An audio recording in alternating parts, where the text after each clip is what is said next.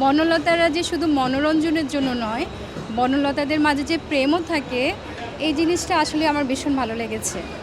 আমি এটা আপনাকে আসলে ইনফরমেশনটা দিতে পারতেছি না, বাট ইটস ডিফারেন্ট, আমার ঘোর লেগে আছে।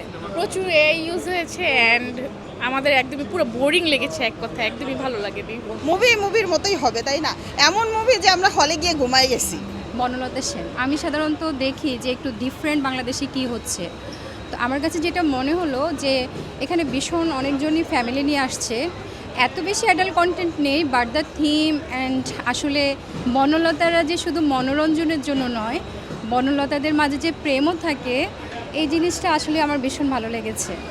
এটা একটা স্লো অ্যান্ড খুবই ভালো ইনফরমেটিভ। যিনি বানিয়েছেন, যারা অ্যাক্টিং করেছে, সব কিছু মিলিয়ে ফ্যান্টাস্টিক তারা করেছে। কিন্তু আমাদের দেশের মানুষের আসলে অ্যাকশান এগুলো খুব বেশি পছন্দ করে।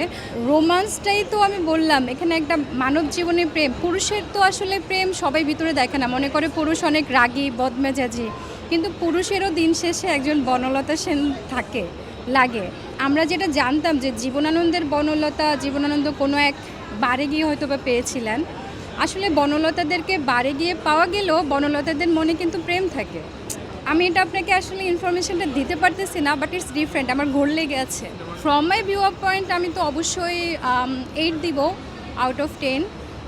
খুবই চমৎকার অভিনয় করেছেন সবাই। অনেস্টলি মানে প্রচুর এআই ইউজ হয়েছে অ্যান্ড আমাদের একদমই পুরো বোরিং লেগেছে, এক কথা একদমই ভালো লাগেনি।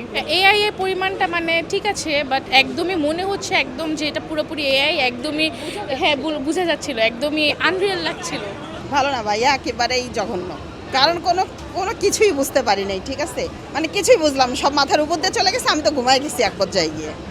একটু মুভির মতো না হলে আসলে ভালো লাগে না। একটু রোমান্টিকতা থাকবে, একটু গান থাকবে, একটু মারামারি থাকবে। মুভির মতোই হবে, তাই না? এমন মুভি যে আমরা হলে গিয়ে ঘুমাই গেছি।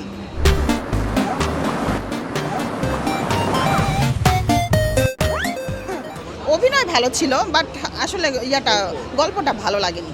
বনলতা এক্সপ্রেসটা একদম বেস্ট একটা মুভি ছিল, বাট বনলতা সেন হিসেবে একদম এআই দিয়ে ভরে, মানে একদম আনরিয়েলিস্টিক, দেখেই বোঝা যাচ্ছিল যে এটা এআই দিয়ে করেছে। আর টাইমিংটা অনেক বেশি ছিল তো এআই এর, তো এভারেজ মানে বিলো এভারেজ।